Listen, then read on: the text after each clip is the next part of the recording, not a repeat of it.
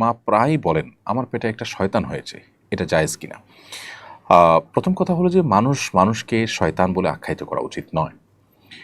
এটি এক প্রকারের গালি, আবার এক ধরনের মন্দ উক্তি।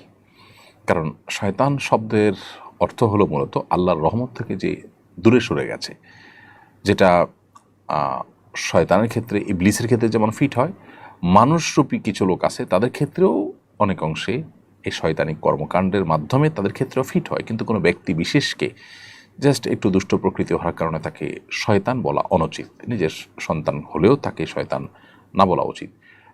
প্রথমত সাধারণত মানুষ আল্লাহর রহমত থেকে দূর হয়ে গেছে এটা আমরা বলতে পারি না, কারণ আমরা জানি না সে আসলে আল্লাহর রহমত থেকে দূর হয়ে গেছে কিনা। শয়তানীয় কর্মকাণ্ডের কারণে আপনার জিনের পাশাপাশি মানুষকেও শয়তান বলা হয়েছে, কিন্তু সেটা হলো জেনারেল কথা।